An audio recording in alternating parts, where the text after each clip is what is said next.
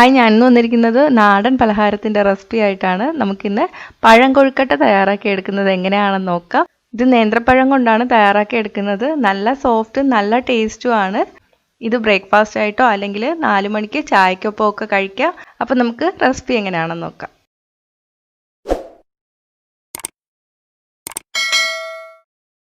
ഞാനിവിടെ അത്യാവശ്യം വലിപ്പമുള്ള 4 പഴുത്ത നേന്ത്രപ്പഴം എടുത്തിട്ടുണ്ട്.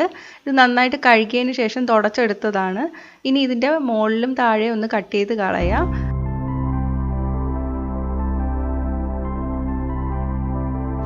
ഇനി ഇത് രണ്ടായിട്ട് മുറിച്ചെടുക്കാം. അപ്പം നമുക്ക് ആവി കയറ്റി എടുക്കാൻ എളുപ്പമായിരിക്കും. ഇഡലി പാത്രത്തിലോ അല്ലെങ്കിൽ സ്റ്റീമറിലോ വെച്ചിട്ട് നന്നായിട്ട് ആവി കയറ്റി എടുക്കുക. ഒരു 10-15 മിനിറ്റ് ഒന്ന് ആവി കയറ്റി എടുക്കാം. ഇപ്പോൾ ഒരു 15 മിനിറ്റ് കഴിഞ്ഞിട്ടുണ്ട്. ഇത് നന്നായിട്ട് വെന്ത് വന്നിട്ടുണ്ട്. ഇപ്പോൾ വെന്തോന്ന് സംശയമാണെങ്കിൽ ഒരു പപ്പടം കുത്തി വല്ലതും വെച്ചിട്ട് ഒന്ന് കുത്തി നോക്കുക. പെട്ടെന്ന് തന്നെ ഇറങ്ങി പോവുകയാണെങ്കിൽ പഴം വെന്തിട്ടുണ്ട്. ഇനി നമുക്കിത് എടുത്ത് മാറ്റാം. കുറച്ചൊന്ന് തണുക്കാൻ വയ്ക്കാം. കൈകൊണ്ട് തൊടാൻ പറ്റുന്ന ചൂടാവുമ്പോഴേക്ക് നമുക്കിതിൻ്റെ തോലൊക്കെ അങ്ങ് ഇളക്കി കളയാം.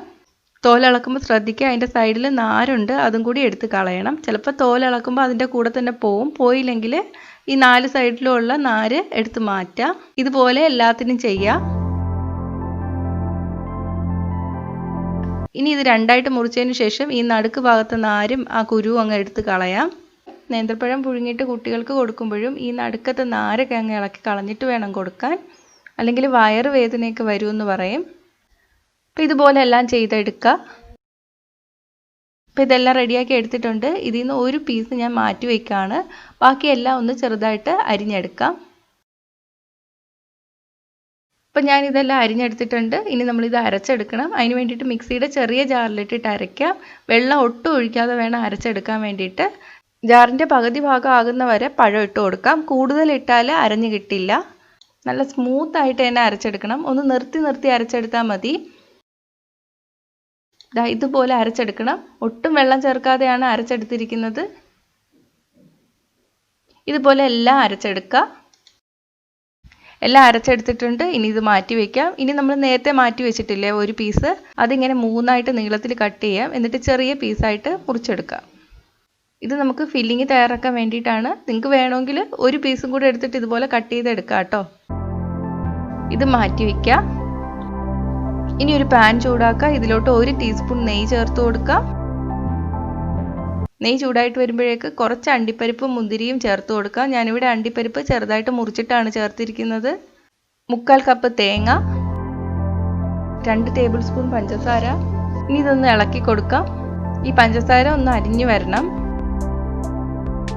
ഇനി ഇതിലോട്ട് 1/2 ടീസ്പൂൺ ഏലക്കപ്പൊടി ചേർക്കുക. ഒന്ന് മിക്സ് ചെയ്യാം. ഇനി ഇതിലോട്ട് നേരത്തെ അരിഞ്ഞു വെച്ചിട്ടുള്ള പഴം കൂടി ചേർത്ത് കൊടുക്കുക. പഴം നേരത്തെ നമ്മൾ വേവിച്ചെടുത്തതാണ്, അതുകൊണ്ട് ലാസ്റ്റ് ചേർത്താലും മതി. ഒന്ന് മിക്സ് ചെയ്ത് കൊടുത്തതിന് ശേഷം തീ അങ്ങ് ഓഫ് ചെയ്യാം.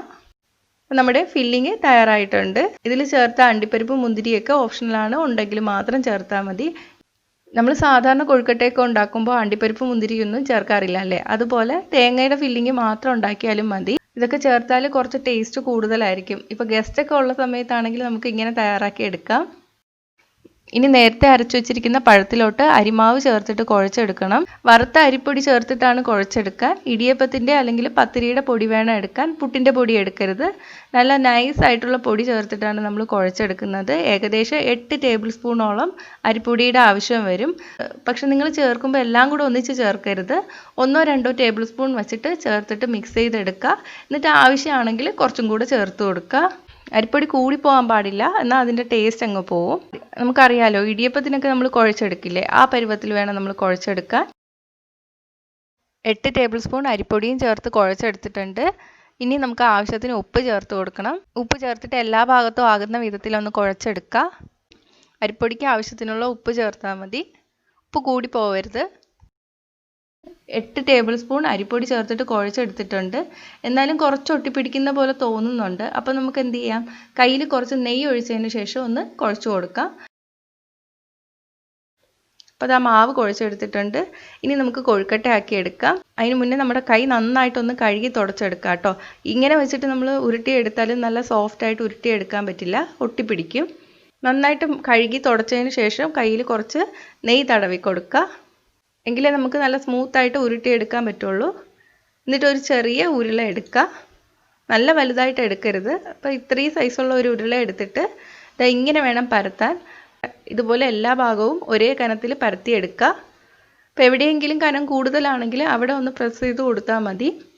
നമ്മൾ പരത്തിയെടുക്കുമ്പോൾ നല്ല നൈസായിട്ട് പൊട്ടിപ്പോകാതിരിക്കാൻ ശ്രദ്ധിക്കണം കേട്ടോ.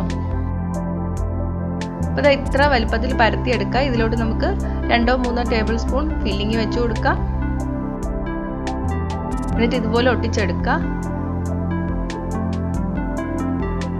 നമ്മൾ വിരൽ കൊണ്ട് തന്നെ നന്നായിട്ടൊന്ന് സ്മൂത്താക്കി എടുക്കുക. നല്ല സോഫ്റ്റാണ്, പെട്ടെന്ന് തന്നെ സ്മൂത്തായിട്ട് വരും. ഇനി കയ്യിലിട്ടിട്ട് ഉരുളയാക്കുന്ന പോലെ അങ്ങ് ഉരുട്ടിയെടുത്താൽ മതി. ഇത്രയേ ഉള്ളൂ. ഇതുപോലെ എല്ലാം ചെയ്തെടുക്കുക. അപ്പം ഞാൻ എല്ലാം ഉരുട്ടിയെടുത്തിട്ടുണ്ട്. ഇനി നമുക്കിത് ആവി കയറ്റി എടുക്കാം. ഞാനിപ്പോൾ ഇഡലി തട്ടിൽ വെച്ചിട്ടാണ് ആവി കയറ്റി എടുക്കുന്നത്. സ്റ്റീമറിൽ വെച്ചാലും കുഴപ്പമൊന്നുമില്ല. ഇഡലി തട്ടിലാണെങ്കിലും സ്റ്റീമറിലാണെങ്കിലും എണ്ണയോ നെയ്യോ തടവിയതിന് ശേഷം മാത്രമേ കൊഴുക്കട്ട വെച്ച് കൊടുക്കാവൂ. ഇല്ലെങ്കിൽ നമ്മൾ സ്റ്റീം ചെയ്ത് കഴിഞ്ഞിട്ട് ഇളക്കിയെടുക്കാൻ നോക്കുമ്പോൾ ഇളകി വരില്ല, ഒട്ടിപ്പിടിച്ചിരിക്കും. 20 മിനിറ്റ് നന്നായിട്ട് ആവി കയറ്റി എടുക്കാം. അപ്പോൾ 20 മിനിറ്റ് കഴിഞ്ഞിട്ടുണ്ട്. ഇത് വെന്ത് വന്നോന്ന് അറിയാൻ വേണ്ടിയിട്ട് പപ്പടക്കോലും എല്ലാം വെച്ചിട്ടൊന്ന് കുത്തി നോക്കിയാൽ മതി. മാവൊന്നും പിടിച്ചു വരുന്നില്ല, ഇത് വെന്തിട്ടുണ്ട്. ഇനി നമുക്കിത് എടുത്ത് മാറ്റാം.